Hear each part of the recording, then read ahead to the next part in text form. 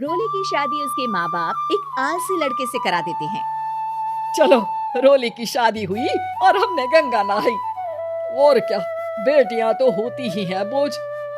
हाँ, पर अब क्या चिंता, उतार तो दिया बोझ तुमने, अब वो लोग समझे। ससुराल में रोली का पति कहता है, देखो, मैं कोई काम नहीं करता, ये बात तुम्हारे मम्मी पापा को बता दी थी मैंने। अब जो किराया आता है दुकान का, उसी से घर का गुजारा करना है। कभी भूल से भी कोशिश ना करना किसी चीज की डिमांड की। क्या मम्मी पापा को पता था कि आप कोई काम नहीं करते? और क्या, बड़ा अच्छे से पता था। उन लोगों को तो तुम बोझ लगती थी, बोल रहे थे कि बस शादी कर लो और कोई मतलब नहीं है। रोली को ये सुनकर बहुत गुस्सा आता है, लेकिन करती भी तो क्या, क्योंकि वो जानती थी कि उसके माता पिता ऐसे ही हैं। जैसे तैसे रोली दिन काट रही थी। रोली को एक प्यारी सी बेटी होती है। धीरे धीरे वो बड़ी होती है और उसके साथ उसकी जरूरतें भी बढ़ती जाती है। सुनिए जी, अब तो सिमी बड़ी हो रही है, उसका स्कूल में दाखिला कराना है। मैंने अब तक तो जैसे तैसे समय काट लिया, लेकिन मैं बच्ची की परवरिश में कोई कमी नहीं रखूंगी। अरे क्या है यार, तो लगता है कोई ना कोई काम ढूंढना ही पड़ेगा। अब पति रोज काम की तलाश में जाता और बिना किसी काम के वापस आ जाता। रोली समझ जाती है कि पति के अंदर अब काम करने की क्षमता नहीं है। वो बेटी को उच्च शिक्षा देने के लिए कुछ करना चाहती थी, लेकिन करती तो क्या करती। एक दिन रोली की सहेली कहती है, रोली, मेरी कोई औलाद नहीं है। अगर तू मेरी औलाद को जन्म दे तो मैं तुझे तेरे मुंह मांगे पैसे दूंगी। अरे, तेरी औलाद को मैं कैसे जन्म दे सकती हूँ?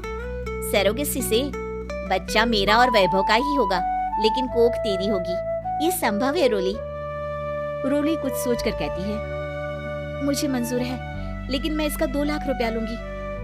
अरे कोई बात नहीं, मुझे मंजूर है। रोली खुश हो जाती है कि एक बच्चा पैदा करने का उसे 2 लाख रुपया मिलेगा। वो घर आकर पति को बताती है, वो भी खुश हो जाता है। अब क्या था, डॉक्टर के पास जाकर सहेली का बच्चा रोली की कोख में पलने लगता है। मुझे 20,000 चाहिए मेरी बेटी के एडमिशन के लिए। हाँ हाँ ठीक है, मैं उसके एडमिशन से लेकर सारे खर्चे उसके अकाउंट में डाल रही हूँ। रोली की बेटी का एडमिशन हो जाता है। रोली को लगता है कि वो अब सब कुछ ठीक कर देगी। दिन और महीने आगे बढ़ते हैं। अब एक दिन, एक बात कहूँ जी, काश इस बच्चे को मैं रख पाती। मैं अब इससे काफी जुड़ गई हूँ। अरे यार, पता नहीं किसका बच्चा है, अपने पास है ना अपनी मुन्नी। हाँ, लेकिन अब मैं भी इस बच्चे से जुड़ाव फील करने लगी हूँ, लेकिन मैं ये जानती हूँ कि ये मेरा बच्चा नहीं है। दोनों की जिंदगी ठीक चल रही थी, लेकिन कहते ना कि सुख का पल ज्यादा लंबा नहीं होता। एक दिन रोली की सहेली का फोन आता है। रोली, मुझे अब ये बच्चा नहीं चाहिए, मैं अपने पति को छोड़ रही हूँ। अरे लेकिन मुझे पैसों की जरूरत है, बच्चा तुम्हारा है, मैं क्या करूंगी? सहेली बिना कुछ बोले फोन काट देती है, फोन स्विच ऑफ कर देती है। लेकिन रोली के जीवन का तूफान यहीं नहीं रुकता। रोली, मैं इतना भार नहीं उठा सकता। आज पढ़ाई का पैसा मांग रही हो, कल को शादी, कॉलेज और पता नहीं क्या क्या। मैं तुम्हें छोड़ रहा हूँ, अपनी बच्ची उठाओ और निकलो इस घर से। अरे पर मैं कर तो रही हूँ ना बच्चे के लिए काम, आप आराम से रहिए ना। क्या काम कर रही हो, देख रहा हूँ मैं। ये छोटा शहर है, यहाँ लोगों को बात बनाते वक्त नहीं लगता। तो मैं क्या करूँ? ज्यादा पढ़ी लिखी नहीं हूँ, कैसे घर के खर्चे चलाऊं? और आप तो काम करना ही नहीं चाहते। हाँ, ना चाहता हूँ और ना ही करूँगा। रोली को पति की बात पर काफी गुस्सा आ जाता है। ठीक है, अगर मेरे जीवन में संघर्ष ही लिखा है तो वही सही। इस वक्त पति होने के नाते आपको मेरा साथ देना चाहिए था, लेकिन नहीं, आपने तो इस हाल में मुझे घर से बाहर निकालने की बात कह डाली। देखो, ये सारी फालतू की बातों के लिए वक्त नहीं है मेरे पास। रोली, जिसकी कोख में किसी और का बच्चा था और साथ छोटी सी बेटी, पति का घर छोड़कर रास्ते पर आ जाती है। रोली के पास मायके के सिवा दूसरा कोई रास्ता नहीं होता। अरे रोली कैसी है, कितने दिनों के लिए आई है? हमेशा के लिए माँ। वो माँ को सारी बात बता देती है। ओए लड़की, इतनी हिम्मत का काम कर लिया। अरे ना ना, यहाँ कोई जगह नहीं है। तुम तो अपना बोरिया बिस्तर उठाओ और निकलो यहाँ से।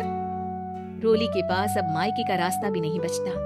वो चुपचाप बच्ची को लेकर जा रही थी कि उसे दर्द होता है और वो डॉक्टर के पास चली जाती है।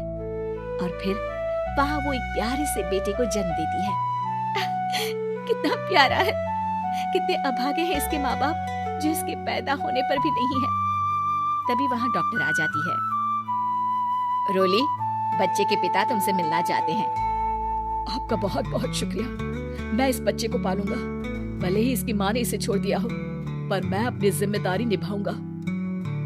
तो क्या आप मुझे इसके पैदा करने के लिए जिन पैसों की बात हुई थी वो भी देंगे? हाँ, और साथ ही आप चाहे तो मेरे घर में रहकर मेरे बच्चे की देखभाल भी कर सकती हैं। मैं उसके लिए आपको सैलरी दे दिया करूंगा। रोली को लगता है कि जैसे भगवान ने उसके लिए सुकून का रास्ता खोल दिया। वो अब मुकेश के साथ उसके घर चली जाती है, जहाँ रहकर वो उस बच्चे की देखरेख करती है। अब मुकेश के घर को रोली अच्छे से संभाल लेती है। उसके लिए खाना बनाने से लेकर बच्चों की देखभाल और घर की देखरेख।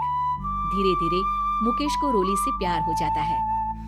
रोली, तुम्हारी बेटी और मेरा बेटा बिल्कुल भाई बहन की तरह साथ रहते हैं।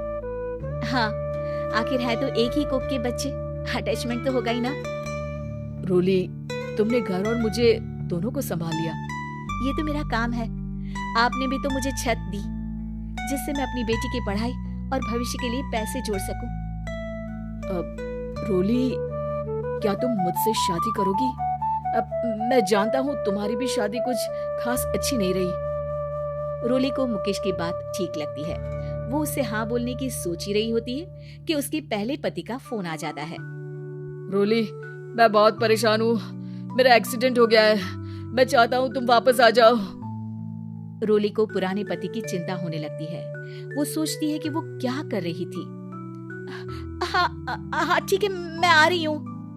हाँ रोली, आ जाओ, लेकिन बच्ची को कहीं हॉस्टल में छोड़कर आना, क्योंकि मैं नहीं चाहता कि हम लोगों के बीच फिर से वो सारी बातें हो। रोली को समझ आ जाता है कि पति आज भी सुधरा नहीं है। वो पति के पास जाने से इनकार कर मुकेश को हाँ कर देती है।